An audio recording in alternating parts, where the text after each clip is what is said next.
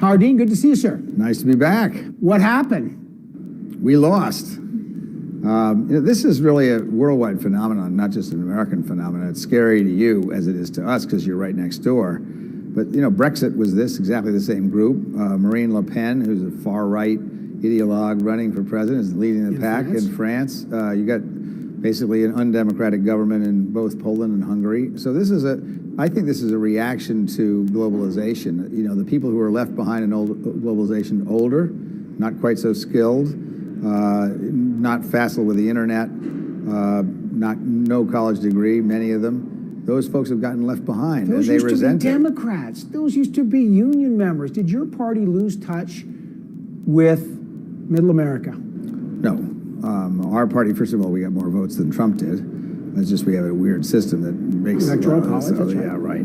So what happened? I think really both parties lost touch with Middle America. Both parties lost touch with the people that were falling behind because of globalization. Look, globalization is a good thing. It's lifted over 1 billion people out of poverty around the world. But there are winners and losers. And the manufacturing loss, which is not due to trade treaties, I might add. That's a shibboleth which politicians of both parties seized upon. It's just not true. Trade treaties bring many more jobs than you lose them, but they have lost jobs in places like Iowa and Ohio where there's manufacturing. Michigan. But the big job, we have the same percentage of our manufacturing, of our GDP as manufacturing today as it was 30 years ago.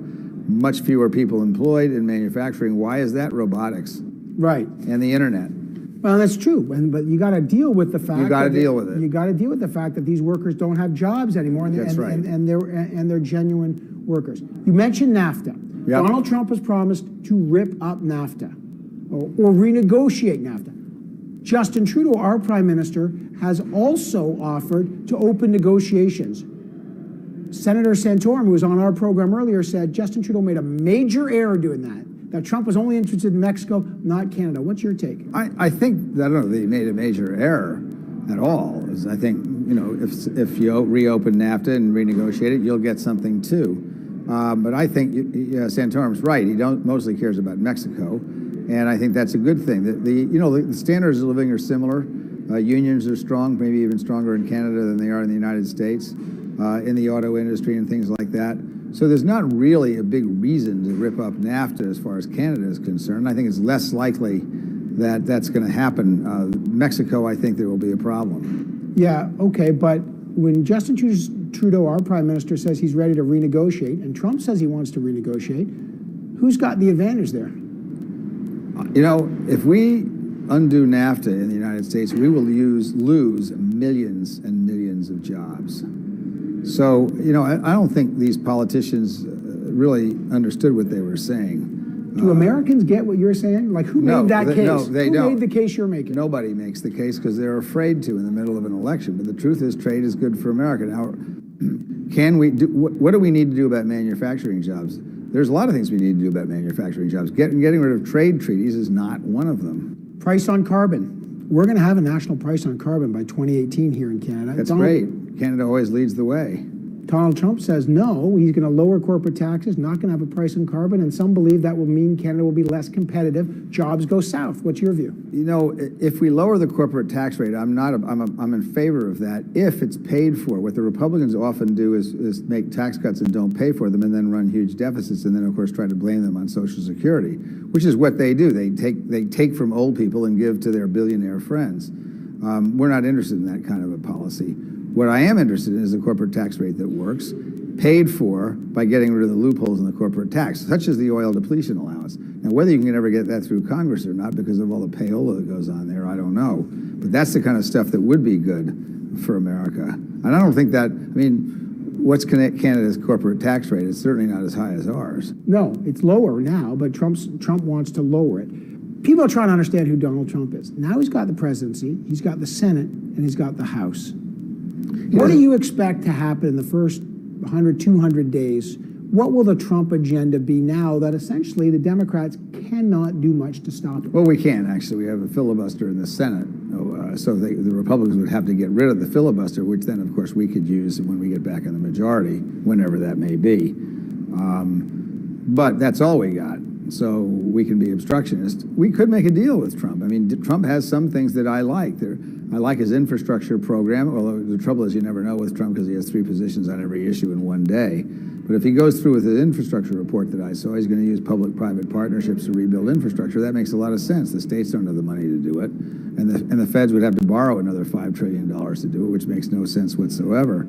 So, you know, I'm not willing to say that everything Trump wants to do is crazy. I want to see what he really says, what he wants to do. You know, and he's a complicated guy. He appoints a reasonable person who's much more conservative than I am, but for somebody you can talk to his chief of staff, and then his senior advisor is a Nazi. I mean, what, you know.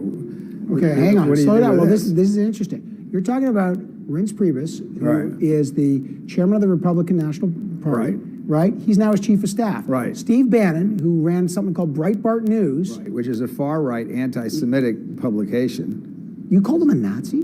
Well, he's anti-Semitic, he's anti-black, and he's anti-women. He's openly said, I'm part of the quote-unquote alt-right. He is Donald Trump's chief strategist. What does that tell you? It makes me very nervous. I mean, it calls into question Donald Trump's judgment, and that's the problem. So we don't know what to expect from Donald Trump. You know, when people like to throw around this word Nazi, it's a pretty big word. It's a big word, and I don't usually use it unless somebody's really anti-Semitic, really misogynist. You really believe he's that? I mean, again, go look at Breitbart News. You'll make up your own mind. What, you know, some will say, look, Donald Trump's daughter married Steve Kushner, who's an Orthodox Jewish guy. How do you square the circle? That's a very good question. I have no idea how he squares the circle. That's a very good question. Do minorities have something to fear in Donald Trump's America? Yes. I mean, the number of hate crimes has quadrupled since he's been president, as they did after Brexit. When you run a campaign based on hate, which is what he did, you run a terrible risk of somehow liberating people's worst instincts, and that's just what's happened. It's the same thing that Farage did in Europe. Let's talk about security.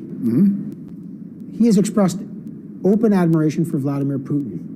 And he has talked about NATO in a way that many have interpreted as undermining NATO, a critical alliance. Is Donald Trump undermining the Western Alliance, the North Atlantic Treaty Organization? He's talked as if he will. We don't know what he's going to do because what he says during the campaign can easily be changed. I hope it will be because Putin's going to test him. How? Who knows how, but I think it'll involve troops and it'll involve Georgia, Moldova, Ukraine, or even Latvia. We have Canadian troops going to Latvia. Yes, we do. What do you make of that? Are they in a potentially more dangerous situation now? I think anytime you have uncertainty in foreign policy, you have danger. And, you know, Trump can't damage the American economy too much, except unless he does some of the trade stuff he wants to talk about. Because we're a very strong country and we're very decentralized. The president doesn't have that much to do with economic policy. If you have tax policy changes, you can do, but most presidents don't do a lot on that. The most powerful person in America is the chairman of the Federal Reserve, which is independently appointed, and he doesn't get to appoint a substitute for 2 or 3 years. He has talked down Janet Yellen. He certainly has, and he's welcome to do that, but she ain't going anywhere, and that's the statute. Same as the FBI director. You don't want the president fooling around with the FBI and persecuting people, and he's got 7 more years on his term. So we don't know what he's going to do, but I think the American economy will, except for the uncertainty in the business community, will be reasonably strong. But I think the foreign policy stuff is really scary because a couple of words out of place and you give people the impression that they can go ahead and do something that you don't want them to do. That is very frightening. Is the world more dangerous or less dangerous now that Donald Trump is much more dangerous? Because uncertainty breeds danger, and Donald Trump is uncertainty. Before I let you go, the world, you know, we watched this campaign. I'm sure you did. Everybody did. It was an unprecedented campaign. It was. Things that used to disqualify candidates just washed off. Yep. People look at you back and when you almost won the nomination, December 2004? January 2004, the Dean scream, right? Right. Like, that's a Monday morning in this campaign. That, for you, was a politically fatal moment. No, it actually wasn't. I had already lost the my politically fatal moment for me was 3 weeks before the Iowa primary. We didn't do our homework and lost the nomination. Fair enough. But you remember that. Oh, that sure. went viral. Right. Like, and Mitt Romney, Biden's what's happened that the levels of acceptability have changed in the political discourse? I don't think it's acceptability. I think Trump probably is totally underwater in his favorability ratings. I think the problem is people were really mad and they wanted change. And at the end of the day, they went into the booth and said, I can have change and take all these risks, and I'm willing to do that. And that's what they did. What is the Democratic Party? A lot of people thought after this election, the pundits were saying, oh, the Republicans are going to be in the wilderness. There's going to be Trump. There's going to be the Tea Party, the establishment Republicans. Who are they? Now they say the Democrats are in the wilderness. You're potentially running to be the chairman of the Democratic National Party. What does the Democratic National Party now have to do to refine its bearings post-Hillary Clinton? One, we have to reach out to young people. They voted for us 3 times in a row, and they'll vote for us the rest of our lives. We've got to get them into the party and believe in institutions, and we've got to get them into politics. 2, we have to reach out to working class people. I did not say white working class people. We have to reach out to all working class people, and there are plenty of working class people of color. So what we've got to do is focus on economics. Donald Trump is not going to do anything for the people who elected him.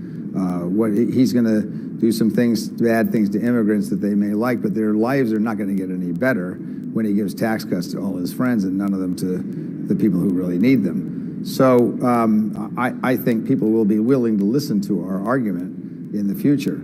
We have to be everywhere in all 50 states, and we have to focus on legislatures and governors. There are more Republican governors today than there have ever been in the history of the United States, and we lost more seats in state legislatures. If the DNC doesn't focus on that, we're really going to have a hard time. Politics doesn't start at the top, it starts at the bottom, and there are too many people in Washington that have never figured that out. You're going to run? Are you going to run to be the chair of the DNC? I'm going to be the chair of the DNC, but we'll see what happens.